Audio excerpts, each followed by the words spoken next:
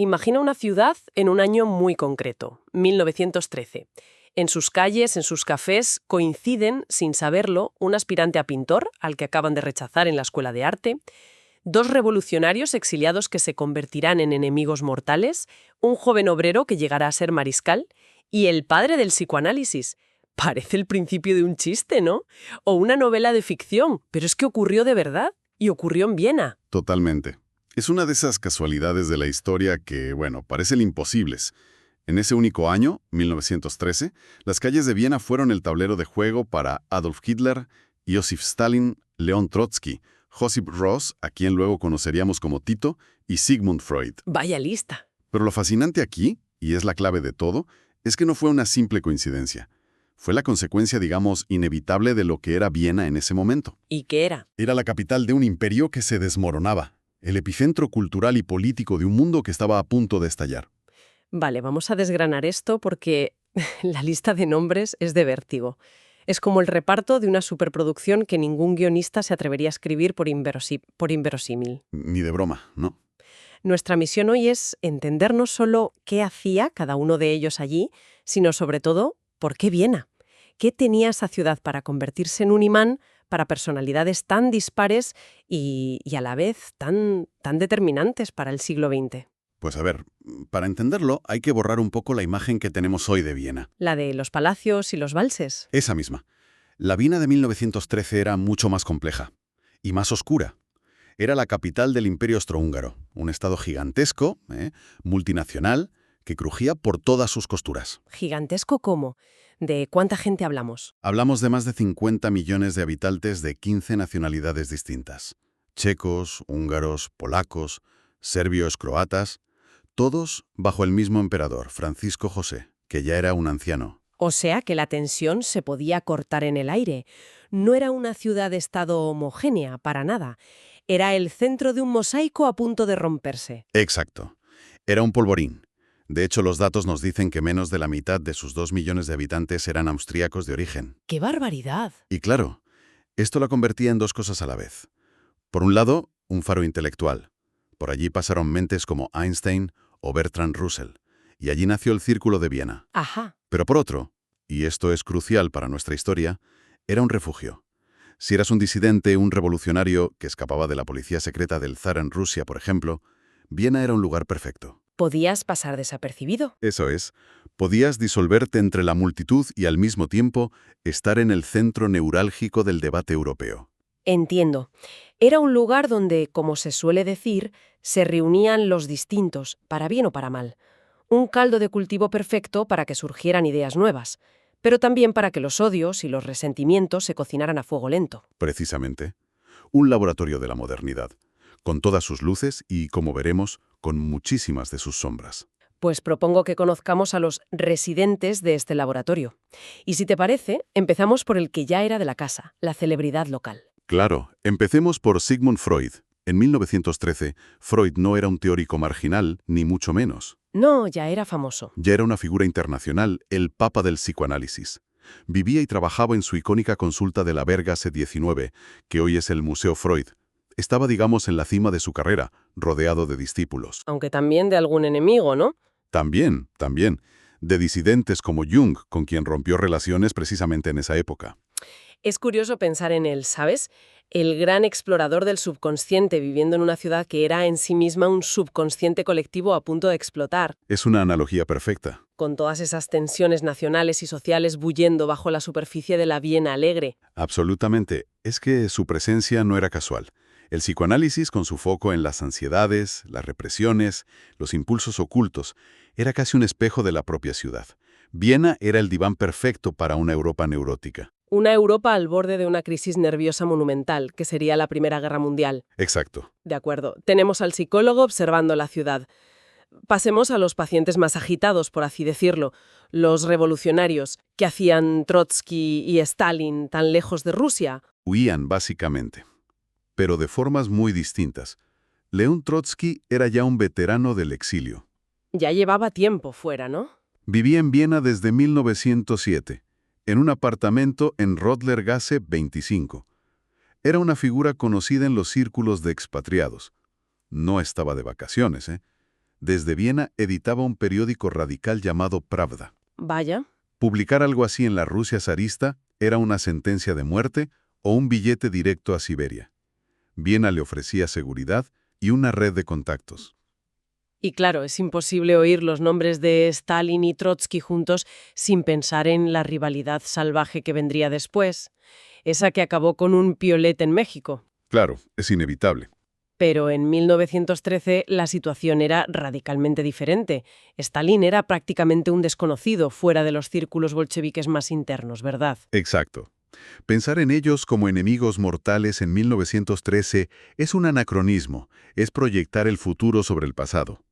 En aquel momento, Stalin era una figura secundaria, un ejecutor, el hombre de los trabajos sucios de Lenin. Y Trotsky era la estrella. Trotsky era el intelectual brillante, el gran orador, sí. De hecho, en sus escritos, Trotsky describe a Stalin con un desprecio apenas disimulado. Lo llama una mediocridad gris. ¡Qué fuerte! No tenía ni la más remota idea de la amenaza que representaba. ¿Y qué hacía exactamente esa mediocridad gris en Viena? Porque su visita fue muy corta. Fue una visita de apenas un mes. Llegó en enero de 1913 en un tren desde Cracovia, donde estaba Lenin, y con un pasaporte falso, Claro. a nombre de Stavros Papadopoulos. Sus camaradas le llamaban Kova. Se alojó en una pensión modesta en Schönbrunnerschlossstraße 30. ¿Y a qué fue? ¿Cuál era su misión? Lenin le había enviado para estudiar el imperio austrohúngaro. Quería que escribiera un ensayo sobre cómo gestionar un Estado con múltiples nacionalidades. El futuro artículo se llamaría El marxismo y la cuestión nacional. O sea que Stalin estaba allí, en una misión de estudios, casi como un becario de Lenin, aprendiendo del enemigo imperial para luego... Para luego aplicar esas lecciones en Rusia. Y lo más irónico de todo es que quien le recibe y le ayuda a moverse por Viena es el propio Trotsky. Así es, la historia está llena de esas ironías crueles. Trotsky, el cosmopolita, que hablaba alemán perfectamente, guiando por la ciudad a ese georgiano tosco y silencioso que apenas chapurreaba unas palabras. No se imaginaban que estaba guiando a su futuro verdugo. Ni por asomo. De los revolucionarios con un plan, pasemos al que parecía no tener ninguno, el artista fracasado, Adolf Hitler. La historia de Hitler en Viena es la antítesis de la de los demás. No estaba allí por ideología ni por fama, estaba allí por un fracaso personal. Tenía 24 años, ¿no? 24 años y vivía en una situación de miseria absoluta. En un albergue para hombres en Meldemannstraße, 27. Porque lo habían rechazado de la Academia de Bellas Artes. Por segunda y última vez. Le dijeron, casi como un consuelo, que sus dibujos de edificios no estaban mal, que quizá tenía más talento como arquitecto. Y mientras Trotsky escribía manifiestos y Freud redefinía la psicología, ¿Hitler de qué vivía? Apenas sobrevivía. Pintaba postales de los edificios más famosos de Viena y las vendía por unas pocas coronas. Y aquí, pues, encontramos otra de esas ironías históricas. A ver. A menudo, sus mejores clientes eran comerciantes de arte judíos, que eran los que se compadecían de ese joven artista pobre. Esto es clave. Porque choca frontalmente con la imagen del antisemita fanático que todos tenemos. Ese odio ya estaba ahí en 1913. Las fuentes indican que no, al menos no en su forma más virulenta y sistemática. Viena fue la incubadora de ese odio. La ciudad era un polvorín de tensiones. Claro. Tenías a la élite intelectual y artística judía, muy visible y exitosa, pero también una enorme clase trabajadora y masas de inmigrantes pobres de todo el imperio. El alcalde de la época, Karl Lueger, era un maestro del populismo. Y supo explotarlo. Supo explotar ese miedo al otro con un discurso antisemita muy moderno. Hitler no solo lo escuchó, lo estudió. Vio en Lueger un modelo de cómo canalizar el resentimiento de las masas. O sea que Viena le dio el veneno y el manual de instrucciones para usarlo. Su resentimiento personal por su fracaso artístico encontró en el antisemitismo de la ciudad la explicación perfecta a todos sus males. Exactamente. Él mismo describió su etapa en Viena como la memoria viva del tiempo más miserable de mi vida. Odiaba a los intelectuales, a los artistas de éxito, a la sociedad cosmopolita de la alegre capital.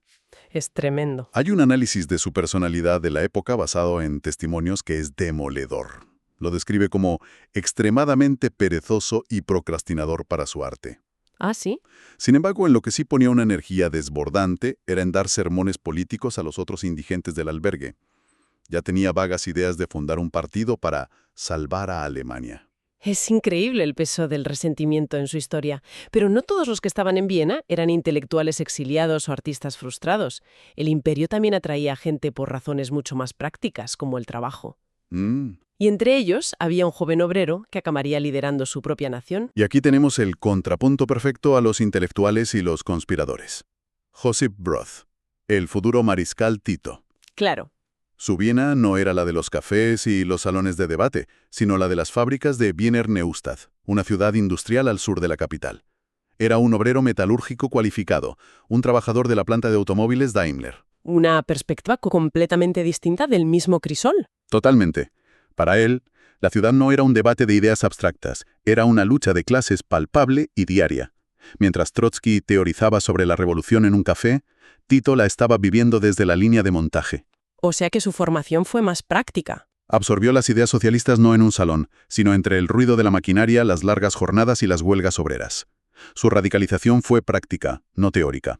Aún no era el gran líder comunista. ¿No? Eso vendría después, cuando fue reclutado por el ejército austrohúngaro en 1914, capturado por los rusos en la guerra, y fue entonces, como prisionero de guerra en la Rusia revolucionaria, cuando se convirtió en un comunista convencido. Tenemos a todos los personajes en el tablero, vidas y motivaciones que no podrían ser más distintas. La pregunta es inevitable. ¿Con todos en la misma ciudad, llegaron a cruzarse? ¿Sus caminos se tocaron en algún momento? Y la respuesta es que, casi con toda seguridad, sí. Y para entender dónde y cómo, hay que entender la institución más importante de la vida vienesa: la cultura del café. Ajá. Los cafés no eran solo lugares para tomar algo, eran oficinas, salas de reuniones, clubes de debate, redacciones de periódicos, la política, el arte, la ciencia, las revoluciones, todo se cocinaba en los cafés. Y supongo que cada uno tenía su favorito, su cuartel general. Absolutamente. Freud, por ejemplo, era un habitual del café Landmann, un lugar distinguido cerca de la universidad. Pero el epicentro de nuestra historia, el escenario donde la trama se vuelve casi cinematográfica, es otro. ¿Cuál? El Café Central, un lugar legendario con sus techos abovedados y columnas de mármol. Era el punto de encuentro por excelencia de la intelectualidad. Le llamaban, con un punto de sorna, la Universidad del Ajedrez. La Universidad del Ajedrez. Me encanta el apodo. Pues bien, era el lugar favorito de León Trotsky. Las crónicas cuentan que pasaba horas y horas allí, jugando al ajedrez, leyendo la prensa internacional y conspirando. Ya me lo imagino. Pero aquí viene lo increíble. Las fuentes también confirman que era un lugar que Hitler frecuentaba. ¿En serio? Sí, le quedaba cerca de su albergue y era un sitio caliente donde podía ir a leer periódicos gratis y escuchar las conversaciones de los intelectuales a los que tanto odiaba y envidiaba. Espera un momento, a ver si lo entiendo. Y para rizar el rizo, se sabe que durante ese mes que Stalin pasó en Viena, se reunió varias veces con Trotsky. ¿Y dónde se iban a reunir, si no? ¿En el Café Central? ¿Qué me dices? Exacto. Así que podemos imaginar la escena. Es una tarde de invierno de 1913 en el Café Central. En una mesa, León Trotsky juega una partida de ajedrez mientras discute de política con Iosif Stalin, ese hombre del que desconfía, pero al que tiene que atender por orden de Lenin. ¿Y en la otra punta de la sala? Y en otra mesa, en un rincón, un joven Adolf Hitler, con la ropa raída, lee un periódico y observa la escena con resentimiento, odiando a esos intelectuales cosmopolitas que debaten con tanta seguridad. Y las dos cabezas enfrentadas del comunismo soviético, respirando el mismo aire cargado de humo y café, en la misma sala. El volcán de ideologías que definiría las próximas décadas estaba contenido entre cuatro paredes. ¿Se darían cuenta? ¿Tendrían alguna percepción de la densidad histórica de ese momento? Ninguna. Y lo más irónico es lo inofensivos, los ridículos que parecían para el establishment de la época. Hay una anécdota fantástica que lo ilustra. Cuenta. Unos años después, en 1917, cuando llegan a Viena las noticias de que ha estallado una revolución en Rusia, un alto político austríaco, el conde Clam-Martinic, reacciona con total escepticismo y le dice a un colega: ¿y quién se supone que va a liderar una revolución en Rusia? ¿Quizá el señor Bronstein desde el Café Central? Bronstein, que era el apellido real de Trotsky. Qué bueno. Exactamente. Para la élite vienesa, Trotsky era simplemente el señor Bronstein del Café Central, un emigrado excéntrico y charlatán que jugaba al ajedrez. Nadie, absolutamente nadie podía imaginar que esos debates de café estaban a punto de incendiar el mundo. Los veían como figuras marginales, casi cómicas. Sí, así es. Entonces, ¿qué rompió el hechizo? ¿Cuál fue el catalizador que hizo que ese increíble grupo de personas se dispersara y cada uno fuera a cumplir su terrible o extraordinario destino? El catalizador fue la Primera Guerra Mundial. Estalló justo un año después, en el verano de 1914, tras el asesinato del archiduque Francisco Fernando. Que, por cierto, también estaba en Viena en 1913. También vivía y paseaba por Viena en 1913, sí. La guerra hizo saltar por los aires ese mundo. El Imperio Austrohúngaro se disolvió en 1918 y Viena dejó de ser ese centro magnético.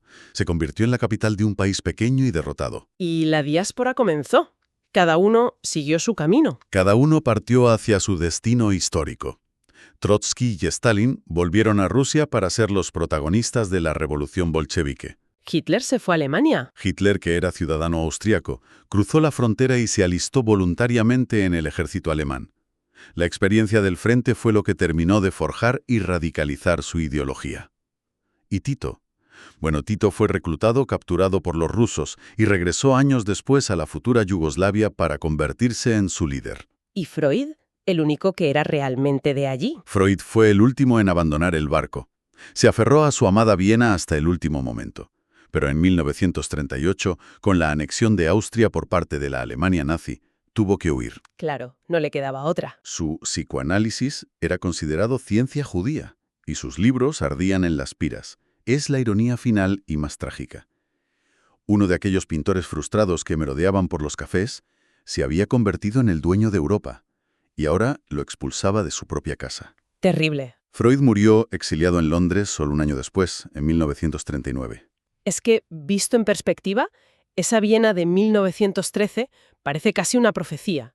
No era solo una ciudad, era, como decías, un laboratorio donde las grandes fuerzas que chocarían durante todo el siglo XX, el comunismo, el fascismo, el psicoanálisis, se estaban gestando, a veces literalmente, en la mesa de al lado. Lo fascinante es precisamente eso, cómo un único lugar y un único momento contuvieron en estado latente todo el potencial creativo y a la vez el inmenso potencial destructivo del siglo que estaba a punto de empezar. Ya. Viena no fue solo un escenario pasivo, el ambiente de la ciudad, esa mezcla de esplendor decadente, tensiones nacionalistas, antisemitismo popular y efervescencia intelectual, fue un ingrediente activo en la formación y radicalización de todas estas figuras. Les dio un refugio, un enemigo, una causa o una teoría. Es una idea muy potente. La ciudad como personaje, no solo como decorado. La historia no se repite, pero nos deja ecos, y eso me lleva a una última reflexión. Si existiera un café central hoy en día, un lugar donde se cruzan sin saberlo las figuras que definirán los próximos 50 años, ¿dónde estaría? Y sobre todo, ¿de qué estarían hablando?